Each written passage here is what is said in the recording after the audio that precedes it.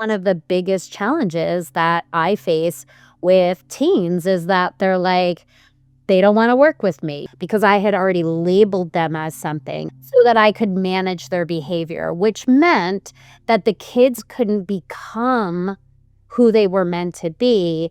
These kids are really taking on whatever label an adult puts on them, right? I think of a kid who's been labeled shy or a class clown or, the rule follower, and no adult knows what it's like to be a teenager today. I am Sara Khliss. Welcome to 60 Minutes with a Woman. In this podcast, we share inspiring stories and real conversations with women who are making an impact. Here, you get to tune in with these incredible women and speak about resilience, growth, and meaningful change. If this episode inspires you, make sure to follow, like, and share because it's thanks to you that this show continues. Don't forget also to let me know in the comments what you want to see next. And wherever you're listening from, enjoy the podcast.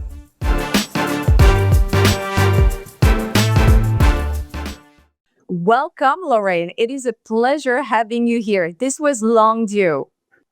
Yes, it's so exciting to be here finally. We almost did not make it today, but I'm glad we found a solution. And I'm very excited for the listeners to get to know you more. So I'm going to share your background. You are an educator, an author, and a leadership coach. You have over 20 years of experience, and you're the founder of Peers, Not Fears. And you help teens uncover their leadership potential through intentional coaching and school programs.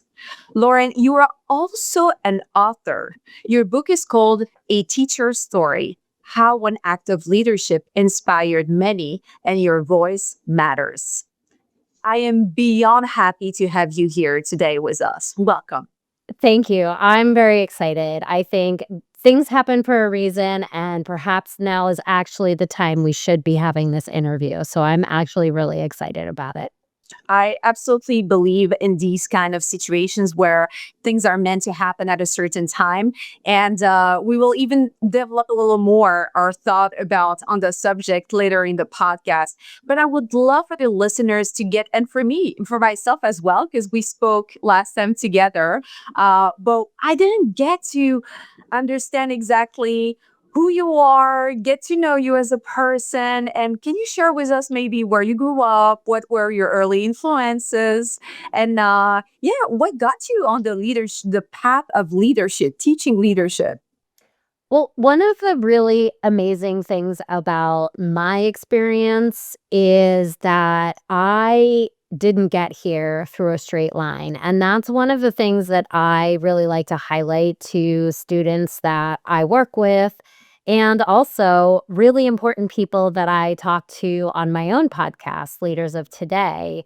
I ask leaders how they got to where they were, and there's no direct path. And that is one of the things that like you will find out in my story is that if you had told me when I was a teenager that I would be running my own business, leading other teenagers, I would have been like, you are nutty, because I never thought I was enough. As a young person, I was I was smart, but not smart enough. I was kind and fun, but I wasn't popular. I loved playing sports, but I wasn't really great at any sports. And so those messages kept being shared with me.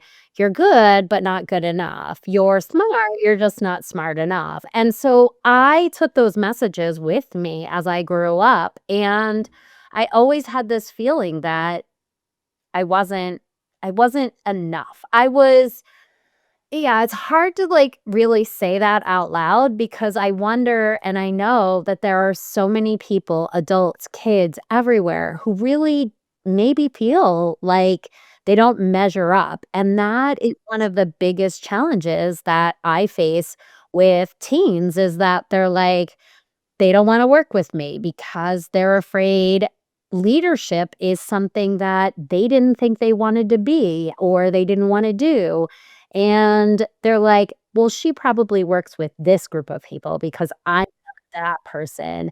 And so it's from those experiences as a young person that I started to see those experiences be reflected to me in my own children and the teens that were in my classroom.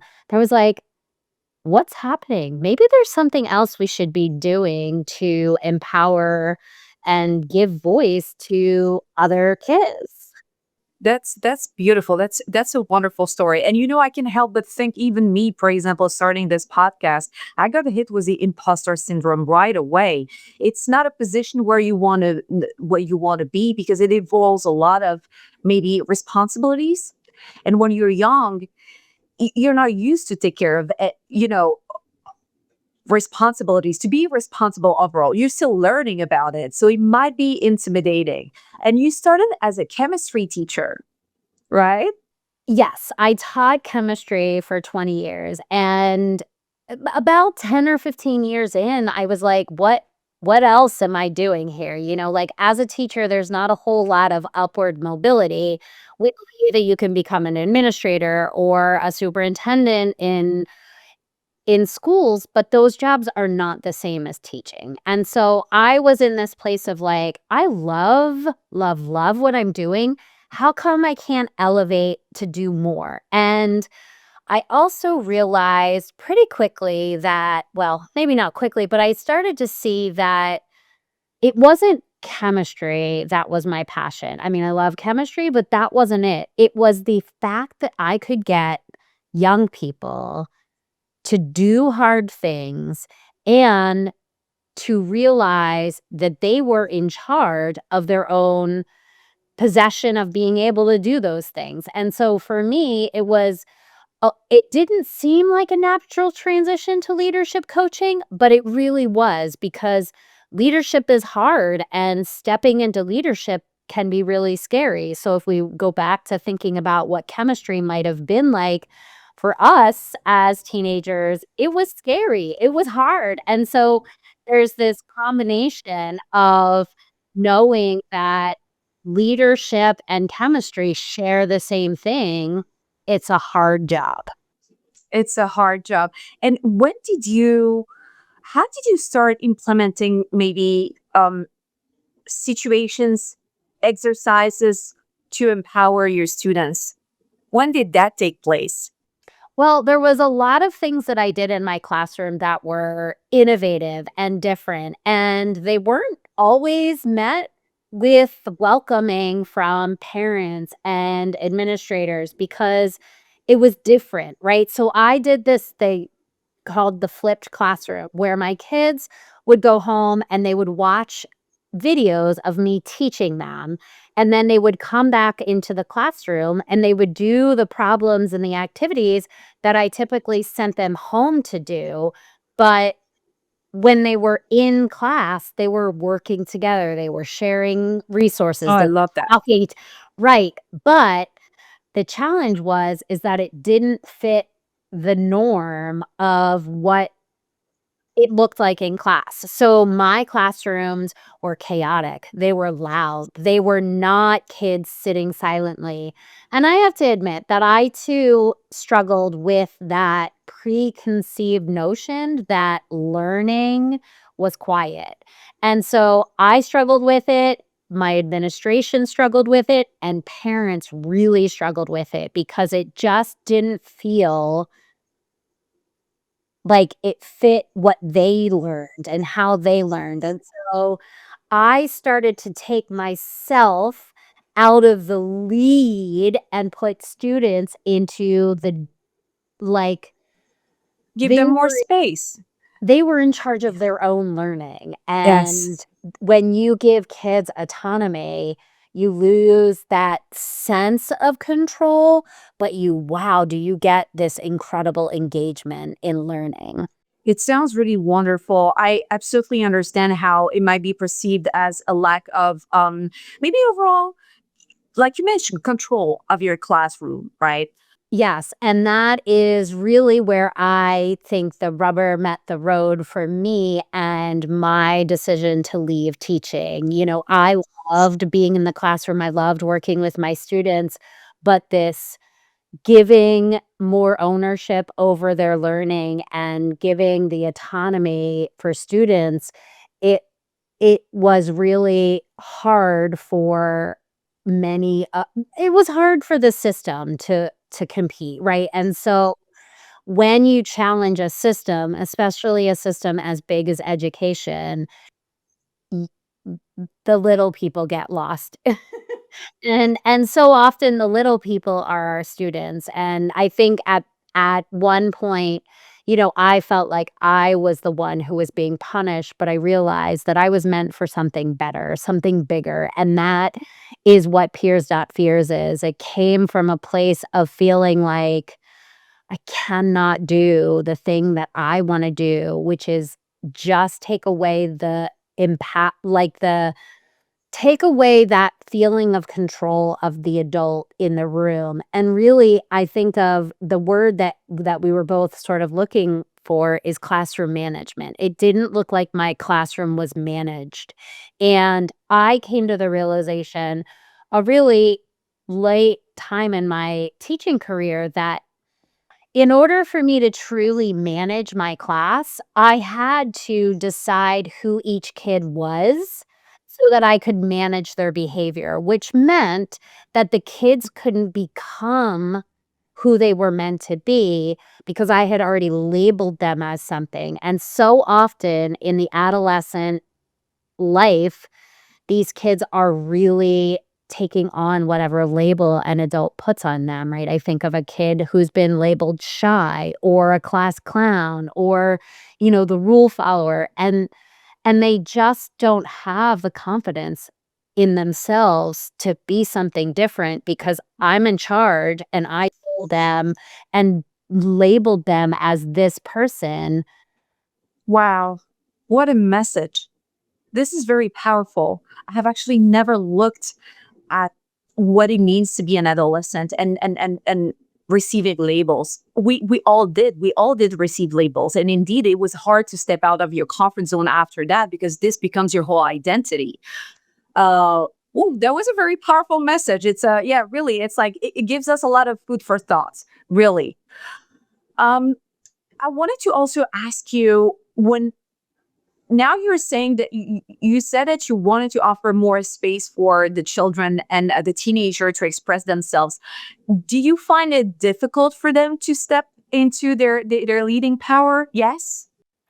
Absolutely. I That is one of the biggest struggles that adolescents have is that they've been for however many years they've been on this earth, they have been told to do no wrong, right? And so if you think about a toddler who falls down as they're learning to walk, they get back up. We don't recognize that as a mistake. We call it learning. But as kids get older, we label their learning as success or failure. So true. As a teacher, I would mark their mistakes wrong, which seems like, yeah, don't we do that? But the message that gets sent when you mark something wrong on a piece of paper and it translates into a grade is that this mistake cost me points. And if I'm gonna be completely honest with you, I think we need to look at how we structure the system in a way where we celebrate one person at the top. Many schools, many high schools and colleges have something called a valedictorian. A valedictorian is the top of the class, the first in the class. And I always ask people to tell me how a valedictorian gets to the top. And first answer is always like, they're very smart, they're super driven. And I'm saying yes to all of those things. But there's one thing that a valedictorian has to have besides all those positive qualities. They have to be the only one at the top. So in order to be the only one at the top, they also have to learn how to knock other people out to remain at the top. And when you stop and you think about that message, that behavior, that is then rewarded as the valedictorian. I mean, we think of the second and third people who were that close, and we give them nothing. We say, "No, you weren't good enough." But we celebrate the valedictorian, and we celebrate the behaviors of eliminating all of the competition. So what you're saying is that the education system is very Darwinist. It's the law of the fittest, the one that survive better is the one that is worth it. So self-worth is directly linked to their experience at school, basically. Well, and we all know there's only one person that can be there. So many people have already decided, "That's not me." So what am I working toward? If I cannot be that person at the top, what am I working towards? I'm still trying to be the best, but I'm not trying to be my best. I'm trying to be the best. I'm putting a GPA together. Being compared all the time. And so when we are working at comparison, we are we are eliminating the possibility of collaboration. And it's so heartbreaking for me after being part of that system and really, like, ingraining those moments in every one of my classrooms and then coming out and saying, What was the point of that message?" You went over and beyond being just a simple teacher. And I don't think that teachers there is a simple way of being a teacher because it's a very hard job, but you really wanted to shake the industry. You wanted something different. You were able to pinpoint what was wrong because you saw your students being affected by it. You are very inspiring, really. Well, I when COVID happened, I realized I was not ready to leave teaching at that point. I was, like, feeling like like, bursting at the seams, and I had so much more to give, and I didn't know where to go. But when my husband and I were, like, living on our own without having the interaction, he would go off and do this hobby, and I would realize to myself, like, I don't I don't have that. And I also realized that I asked my students every day in my classroom to step out of their comfort zone, and I was looking around at myself and I was like, "Where do I do that?" And so I said to myself, "I'm gonna write a book." So that was 2020, and I didn't know what it was. I just knew there was something in me that I wanted to share. And what I ended up writing and sharing is partly my story, but it's also the combination of all of the students who taught me about leadership, who taught me about what learning was, who taught me how to push beyond that norm. And so the book, A Teacher's Story: How One Act of Leadership Inspired Many, is the story of how so many students showed me that my definition of leadership needed to be challenged. I believed I needed a title. I believed I needed to be perfect. I believed that leaders were born and not something that you could become. And all the stories, I think there's like 15 stories of students in there who we would never have thought were leaders, who redefined leadership for me. And it all came from this notion that I was struggling with, that I wasn't a leader. And if I, as their teacher, wasn't going to accept that I was a leader, then how could they think they would? Oh, I love it. I love it. And we will add in the description the link to the book, right? I really want everybody. We spoke about that the first time we had our conversation, and it really felt like a little piece of your own life, but also a legacy. You really made sure to through this book to share where the movements and the mission is coming from. And I love that about you. And there is something else that I want to point out. You mentioned, and I'm going to take my notes here, but that leaders aren't born, but developed. Can you explain what that means?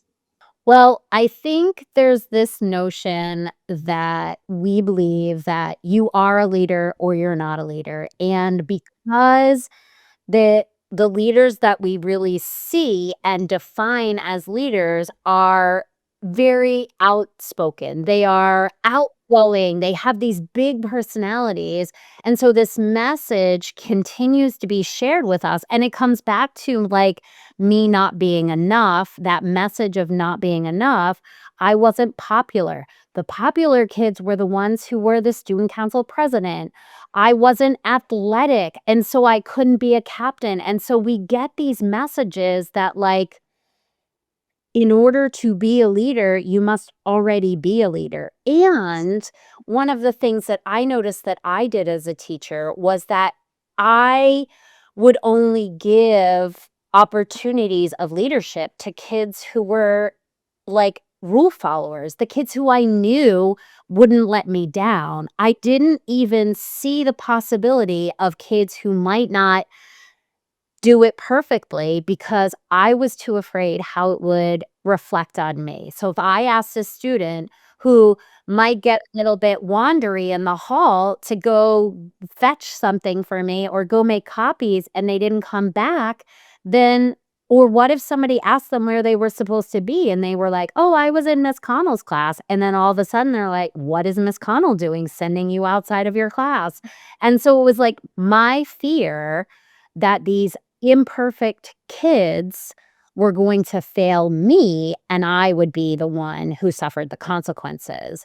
And so what I had to do was redefine leadership because I saw these leaders in my classroom and I was like, you should do this. You should do this leadership program. And they would look at me like I was crazy. Why would you say I should do this, Miss Connell? I'm not a leader. And I was like, why aren't you a leader? I think you're a leader. Why don't you think you're a leader? And their answers were that I make mistakes.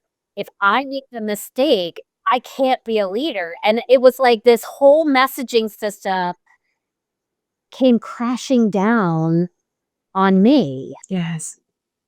Lorraine, that's a beautiful story. Thank you so much for sharing about, first of all, you've been vulnerable right now with us, and I appreciate that a lot. You admitted the fact that, out of fear, you might have not made the right decisions out of although your heart was at the right place.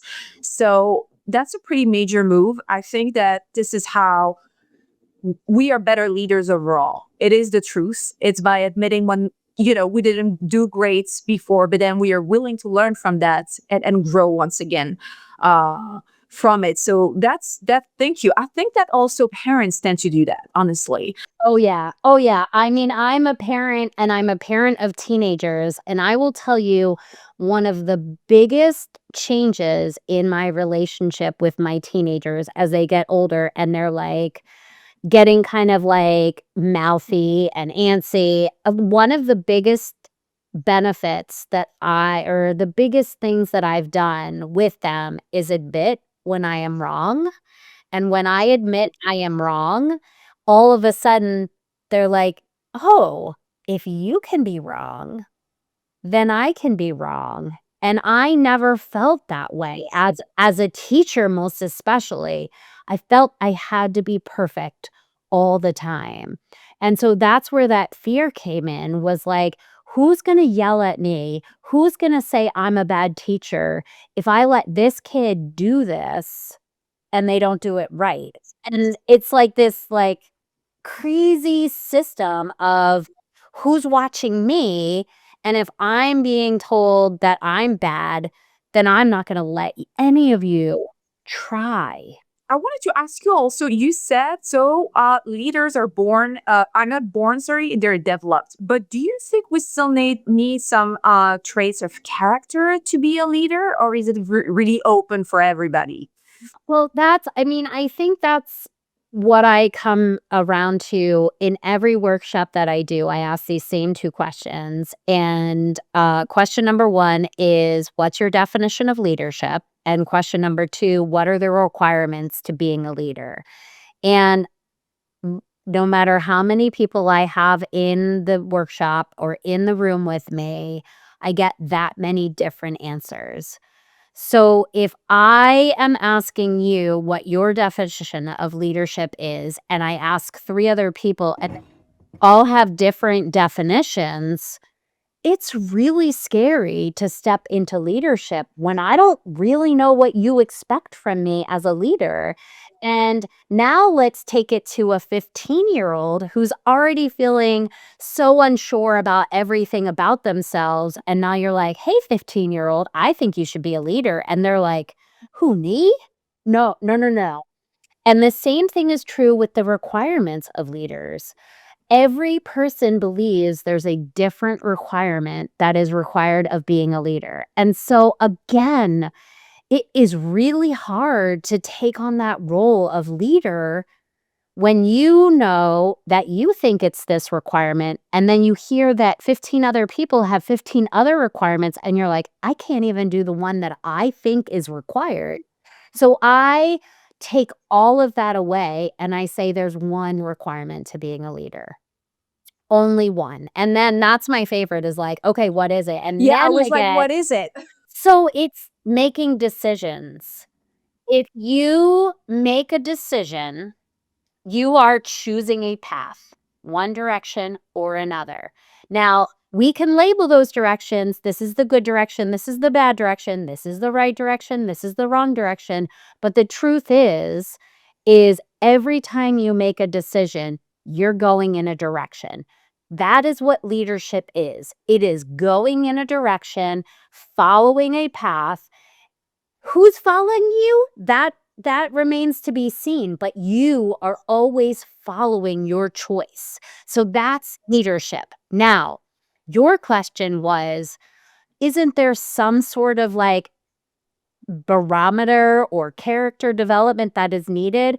My answer is every one of those characteristics or barometer of development is something you can get better at. And I wanted to ask you another question.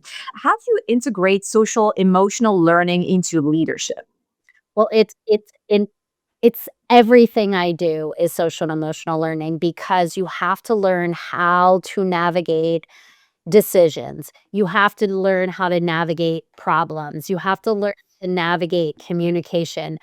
All of the things that it's almost like I labeled the work that I'm doing as leadership to really try and change the narrative, but everything I'm doing is social and emotional learning. How do you interact with other people? Right. You Yes. lead in who you are. And it's all based in that. And so, depending on what the political narrative is, social and emotional learning is creating good people who are creating our leaders, who are creating the decisions, who are changing the lives of the future generation. It all intertwines. It's all related. Absolutely. It goes beyond leadership. I wanted to ask you also, this is a more serious question, but it's there, right? It's an actual fact. And I wanted to ask you if race, socioeconomic status, gender sometimes affects students and the way they perceive themselves as leaders. Um, Absolutely. Race, gender, socioeconomic, those play a huge factor in how we choose our leaders. And so when I give the option for organizations to choose the students that or the young people that will work with me, they're often thinking about the students who are going to most represent in a positive way their organization. And it's very hard for the adults who see the work that I'm doing, watch kids sort of act out and struggle with the work that I'm doing. But it's because I have called these kids leaders. And when they are now being called leaders in a space that they have never, ever been identified as a leader. They're like unsafe. because they're afraid of the mistakes that they're gonna make. So they act out and they talk back because they want me to kick them out, which is The what they're used self-sabotage. to, right. And so I'm like, it doesn't even faze me, and the whoever the adult is who, like, is bringing these kids to me is like, you better stop acting this way," and I'm like, "No. Let them act this way because that is how they're testing me to make sure that I'm not going to kick them out, that I'm not going to fall back into the trope of that they're not good enough. I let this happen and I watch it happen because I know it's their insecurity and their fear that is making them fall into the label that they've been labeled their entire life. "You're not good enough." It's very difficult to hear that. It is. It's a reality, and it hurts. It really hurts because it feels like we are failing them, and we're blaming them for not accepting Yeah. how we are treating them. And such abuse has never been, you know, denunciated before because it sounded natural. Children, we expect them to be a certain way. Like I said, it's now you're speaking about more gender equality. When we speak about race, we are more open about these conversation, or the shyest one, or giving more opportunities. But there was a time where there was no space for these type of conversations. It's really wonderful that you decided to tackle that issue, and you are offering them the opportunity, and you allowing them to feel safe around you enough to challenge themselves. It is one thing for me to say it's okay, but it really is another thing for the adults who have they're paying a lot of money for me to come. And so they're looking at these kids who are being bad, and they're like, "What are we doing?" And really, if they just give these kids some time, oh my god, the impact on their organizations will be felt for years to come, because when we finally allow the students who have been labeled troublemakers and bad to finally feel that somebody sees them, they're gonna change who they are, they're gonna empower other kids, they're gonna make sure that other people feel the way that I allowed them to feel. And I don't wanna say, like, I, because I think there are a lot of other organizations and people doing this work, I hope, but it is very, very difficult for a school, an after-school program, anyone to pick the kids that I wanna work with because they're still afraid of how it's gonna make them look. And once again, we brought also the fact that self-sabotage was a very real thing. And this is scary for teachers sometimes because it can get out of hand. And we want to keep a safe space. The teacher needs to feel safe as well. So what is the limits there, right? How far can we go? Yes. Well, and that's like, I'm never gonna let anybody harm anybody else, but they're like, their voice and their bodies and, like, let it out, like, it's all a defense mechanism. Don't look at me because I don't wanna show you my soft. I wanna put my wall up so you will push me away, and eventually you'll push me away so that I don't have to feel like, soft inside. And it's this whole labeling system that makes me as a teacher have an easier class to manage. And so it's like, it's dismantling a whole lot of things that have been in place for a whole lot of time. So we spoke about how you helped kids who were not maybe who didn't feel like they were born as leaders to step out of their comfort zone. How do you prevent also maybe more extroverted students to overshadow?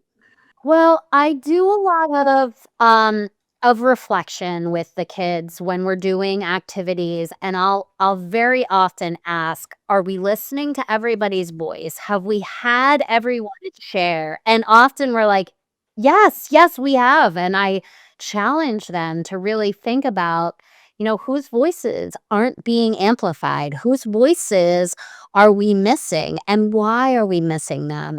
Because it's normal for us to turn to the person who is loudest, and so that's one way I'll do it. Another way I'll do it is I'll ask the groups to sort of small and get smaller until maybe it's 1 or 2 people who are talking, and now that shy kid who's like, "I'm not gonna share in front of the 30 other kids here," but maybe they're partnered with somebody who's like, "You know what? Sarah had a really good idea. I'm gonna share it for the group," right? And so now Sarah, who may be shy, is getting her voice amplified Yes. and not having to amplify it herself. Hence collaboration, like you mentioned, collaborating together, the importance of collaborating together. You don't have to be the voice who speaks, but you can be the voice that participates to the decision making process. And that's already stepping into your power, right? Yes, yes, I can absolutely see how. So, do you want to give us an example of a way, a work, a situation, tools that you gave to your to teenager, and then tell us how it benefited the teenagers overall, and just tell us a real life story. Yeah, I mean, I think one of my, signature talks is to define the the 3 zones of comfort, because we've said it a couple of times today. We see it on social media, "Step outside your comfort zone," but we don't talk about the fact that there is a zone that is far outside of your comfort zone that is called your panic zone, and when you are in your panic zone, you are in survival, and we talked about survival, but Right. you'll see your teenager fighting with you. You'll see your teenager hiding in their room or running away. It's fight, flight, but that may just be hiding in their room. They freeze, right? So, like, standing, not going in, not going out, or fun, pretending they don't know what to do or don't know how to do it or don't know what you're asking. So, if you think of 3 zones, comfort zone is your center zone, outside of that is the challenge zone, and the furthest out is your panic zone. We are in all 3 of those zones depending on the situation we're in. So I'd like to talk about, like, singing, right? I am not a good singer, but you'll catch me in my car singing all the way down the street because I'm comfortable. Nobody's in the car with me to judge me. Right. I might be okay singing in a choir because it's not just me, right? So I'm feeling a little bit challenged, right? So it's a little uncomfortable. I don't really love it. I'm not going to feel super safe, but I'm challenging myself and I'm loving it because I'm meeting new people, I'm learning new things. It feels really exciting. And then you ask me to sing a solo and I'm like, I run out of the room, I freeze. Even if you got me up on the stage, I would just stand there like a deer in headlights. It's all the same behavior, but the circumstances are all different. And so when I can communicate to a teenager that the zones of comfort, there are 3 that exist. All of a sudden, I'm not saying, "Step out of your comfort zone." I'm saying, "How are you feeling? Are you feeling challenged, or are you feeling comfortable? Are you feeling like you're in survival mode?" And all of a sudden now they have language to tell me. Right, right. So that's right. You actually help them figure out what they're going through rather than assuming that I can do it because I don't want to be criticized or feel ridiculed or, laughed at or labeled, like you mentioned before. Now you're giving them an actual context and a situation that is realistic to what they're going through, that defines exactly what they're going through. And alleviates a little bit the weight of what you're feeling, right? Once you can put words on your feelings, it feels like it's more manageable. It's not as scary. And I wanted to ask you another question. And this is about, it's obviously a little controversial because it does, I mean, it's most definitely something that everybody has in mind. But coming from you, who is somebody who spent, once again, 20 years teaching children, I wanted to ask you, how do you feel about technology? And so we're going to just shorten that to maybe smartphones, right? iPads. Do you feel that it empowers or disempowers youth? I think any tool has the capacity to do both. And it's how we use the tool. And I think, one of the things that I have been talking to teachers about is that fear of technology, the fear of AI, the fear of how this is going to change learning. And I realized far long ago that, like, my role as the all-knowing person in the classroom changed very quickly. And so if I am going to stand in front of a classroom and continue to pretend that I know all the information and the kids in the classroom know nothing, then I'm going to quickly lose the ability to do my job.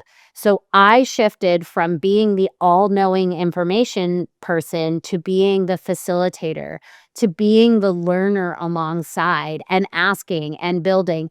And so the same thing is true with technology. Okay. One of the biggest concerns that I have with technology is that we are building muscles when we use things. We're building muscles all the time.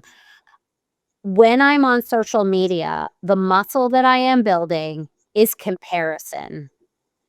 Who am I compared to? How does this person look? What do I look like? It's about comparison. I would prefer the muscle that we use instead, and that means we have to put the phone down, is confidence. How am I building my muscle of confidence? So I know right now our teenagers have a very, very aggressively strong muscle of comparison. Our teenagers have the weakest muscle in confidence I have ever seen. I knew I wasn't very confident, but now looking around, there is so much lack of confidence because we are not building that muscle. It's not something that we practice, and when we don't practice it, we don't build it. Actually never heard about this version of how technology affects adolescents and then young people. I know it doesn't help them in a sense where you hear a lot more of, people used to read more before, people used to play outside more before. This is where you hear the downside. It's like they're stuck on their screen all the time. But now you're really bringing up the fact that technology is not a bad thing as long as it's used properly, right? So how do we explain that to a young person? And do they even accept to use it in a different way Well, once the I topic think has been brought up? the young people today are begging for us as the adults to make it unavailable. Really? There was a study done that asked how much a teenager would want to be paid to have TikTok taken off their phone, and they said, "I would pay you to take TikTok off my phone." And what it is again, it's the comparison feeling. If I take it off my phone, then I can't keep up with everybody else. But if everybody in my class takes it off their phone, it's not a big deal. They're looking for us, and we, the adults in this generation, we have no idea how to do it because we're just as stuck in it as they are. I think we are so far removed from what a young person goes through as adults, especially when you are not surrounded by adults. And even as parents, they struggle. they struggle. And you know what? Let's dive in this conversation as well. What would you recommend to parents? What are the myths, first of all, of leadership that parents or maybe school believe? Well, we believe that leaders are perfect. We believe that leaders have a title, and we believe that leaders are born as leaders. And so those myths and, so who's the most important leader in any kid's life is their mom and their dad or their parents. And I think, I was that parent who didn't see myself as a leader. And if I'm not willing to accept myself as a leader, then my own children will not see themselves as a leader. So you think about if we go back to my requirement of decision making, how many decisions do parents make on the daily about their family and their children? It's an enormous number. So there's no way you can't say that you are not the leader of your family. But yet, it's not an official title. So you struggle with that. What if you what in your program you teach parents how can the school system and parents align with your teaching? Yeah, the biggest thing that I encourage parents and teachers and schools to do is to give more choice to kids and stop making as many choices for them. And that's hard because we know that they're going to make mistakes and we know that there's a lot on the line. We go back, a valedictorian, getting into a school, right? There's a lot at stake. And we're afraid that if they make a mistake, it's going to prevent them from getting into this situation. And so we protect them from making mistakes. I think of one of the things that I do with my teenagers is I don't give them a curfew. And there's a reason that I do that is so that they will make a mistake and stay out too late and then have to suffer the consequences the next morning. And it's not because I'm a mean mom, but it's because if they don't learn that here in the safe environment of my home, they're going to learn it at a point in their life where they're not gonna know how to navigate that experience. Right. And so there's all sorts of things, right? Like drinking alcohol. How are they going to make the right decision if we're not letting them not try alcohol, but like go to a party and experience what it's like to have to say no? And I will have all of the conversations with them. I will talk to them about like, what does it feel like? How do you do it? And then they go and they experience it, but they're safe at home with me who will let them hold them accountable, suffer some consequences, but mostly it's about how did that decision impact you? How did that decision go towards your goal or away from your goal? And it's not about how it impacted me. And that's one of the hardest things as a parent and a teacher is taking my own impact out of their decision making. Now that you know all of that, if you could go back and speak to your younger self, what leadership advice would you give her? I think what I would say is that leadership looks different than you think. And the first thing that I would want you to do, Lorraine, is just to recognize that it's the decisions that you're making and helping you get from point A to point B. And if point B ends up being point C, not to feel like you failed, Do not feel like a failure because you failed. Right? It's right? it's it's not even failing. I think that we should change that word altogether. It's about learning. It's about It's learning. very pejorative and it shouldn't be because indeed, only beautiful thing can come out of it once you put your mind into it. So that's a beautiful message. And we're gonna have to let you go soon, but I wanted to ask you first, we're gonna I have one more question, then we will speak about how to reach out to you. Um, these past events were really difficult, right? And I'm referring to what happened on the campus in Utah with Charlie Kirk. It's a delicate topic overall for the whole nation, and I think worldwide at this point. Um, we're shocked, but it's probably even worse for you know students and young people, and they're right now unsure about the future. They feel unsafe. They they're just frustrated and challenged deeply. What is the one message you can share with them in this difficult time? One message, first of all, is I don't know what it's like to experience an event like this with social media. When I was your age as a teenager, these events occurred, right? There were assassinations, there were things that were happening, but it took time before it got to me as a teenager. You were hearing horrific things real time. And so, first of all, as an adult, I cannot know what it's like to be in your shoes. But what I will always come back to is that leadership starts with a decision. What is the decision that you're going to make today? What is the decision that you're going to make tomorrow that is moving you towards the end result of what you want the world to look like?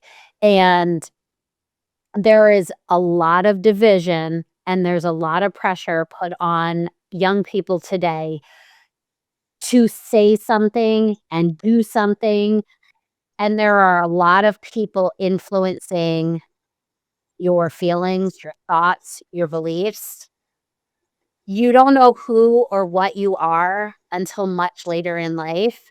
So just recognize that you're still evolving and you're learning, and that is okay. And what you say today may not be how you feel in 15 years, and that is okay too, because you're just a teenager and you're learning and experiencing these things, and no adult knows what it's like to be a teenager today. It's like I'm really hoping that we'll get out of this national tragedy with a lot more wisdom. That's really my prayer here.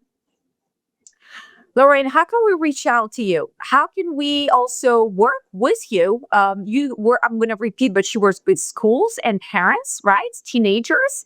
Yeah, so I am on all social media platforms at Peers Not Fears, all one word. And my website can be found with the same Peers Not Fears.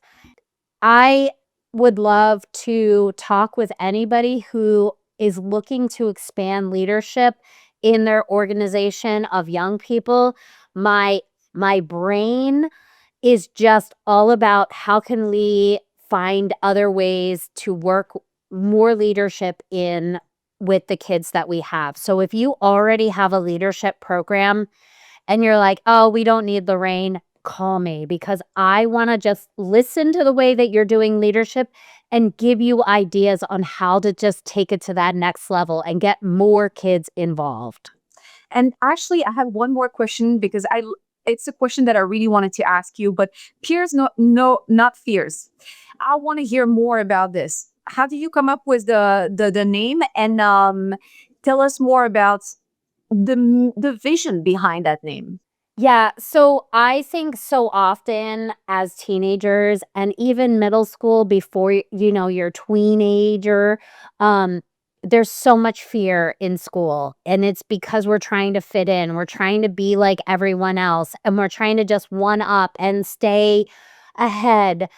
And so instead of there being all of this fear, I challenge us to see each other as peers. And with this teen leadership and student empowerment and autonomy, I know we can shift the fear into connecting with our peers. And so, peers, not fears, is the way that my vision is. I love it. I love it. I love it. I love it. Really, I'm excited about this. Please reach out to Lorraine if you want to make a difference for the younger generations, for the students, for your children. She's passionate. This is coming. It's a vocation. You Yes. literally shifted from being, I'm going to say, a traditional teacher, but I don't want to say that because there is no norm, but, traditional ways of teaching to empowering children. And I love that. And once again, I want to thank you so much for being here with us today, sitting and sharing so much about what you do. And I will add all the links in the description down below. Thank you so very much, Lorraine, for being with us today. It was a pleasure. Thank you so much.